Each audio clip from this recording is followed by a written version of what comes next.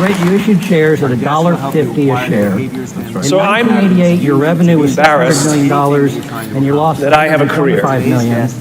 But your stock I talk about things like trust and cooperation, and there should be no demand for my work. Another $400 million. But the fact of the matter is there is demand for my work, which means that there's an opportunity. It means that trust and cooperation are not yet standard in our organizations, and yet they should be, and we know that, which is why we're looking for ways to bring those things to our organizations. So I thought I would do something a little different today.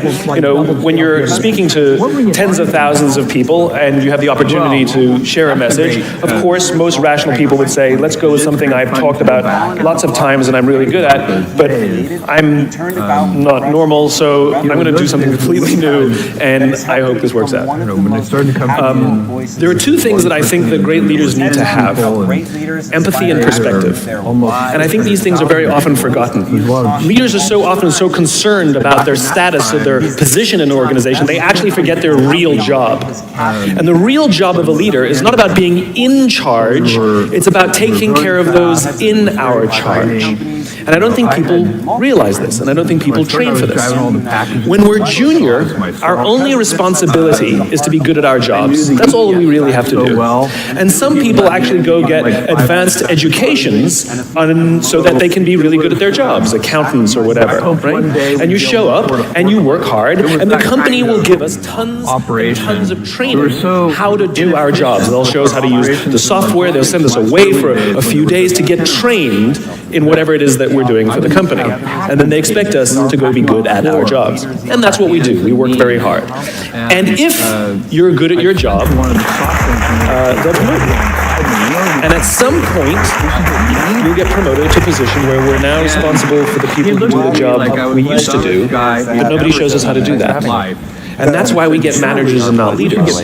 Because the reason our managers are micromanaging us is because they actually do know how to do the job better than us. That's what got them promoted. Really what we have to do is go through a transition. Some people make it quickly, some people make it slowly, and unfortunately some people will never make that transition at all. Which is we have to go through this transition of being responsible for the job and then turning into somebody who's now responsible for the people who are responsible for the job. And as I said before, one of the great things that is lacking in most of our companies is that they are not teaching us how to lead.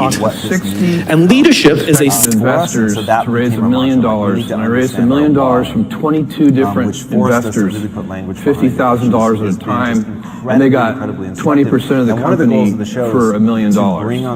And that was in '95. But just 2 or 3 years later, you know.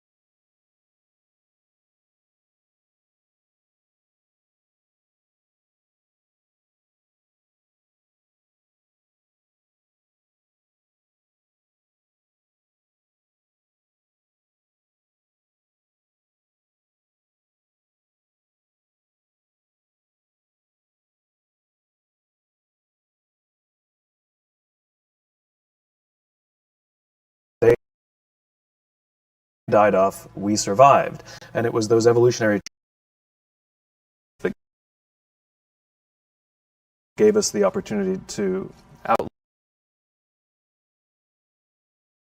thrive, even as the environment around us changed. We lived in populations that were never bigger than about 50 people for 40,000 of the 50,000 of the 50,000 years. It's only the past 10,000 on this planet. It's only the past 10,000 years with farming that we've been living in populations that were larger. In other words, we're not made for this. Which means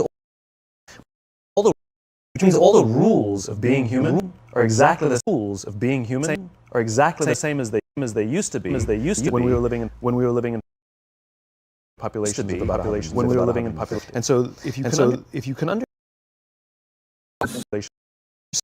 the $6 and that, I don't even know if that's on a you really understand those things. You really understand works and doesn't work. I think that probably regardless of the conditions. That was on a split adjusted basis. Are social animals. The fact of the matter is we are social animals, and we respond to the environment. And did you ever below $1. Did you ever doubt this model at that point? No. So I The business model at that point. no. The business model at that point. No. So I it's very interesting to me because I had all the internal. It's very interesting to me because I had customers we had and what was going on. And I could see metrics on all the internal metrics on how many customers we had and what was going on. I could see because how many customers we had and what was going on. Bad acts. You put them in a good environment. Dollar bills for 90 cents. We were losing money because we were very clear that turning their lives around. We had money because we were selling dollar. We were selling dollar bills for 90 cents. In other words, it's not the bills for 90 cents. We were very clear that we were not. We were very clear we had, but we were not. We had high fixed costs, but we had contribution margins. But we had contribution margin. Leaders are responsible for that margin. And I think leaders forget that.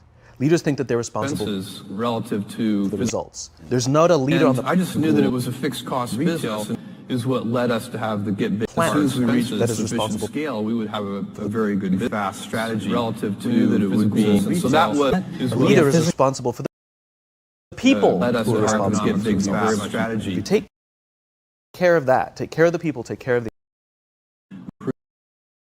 environment, things go just fine. How we respond that it to would those be that our economic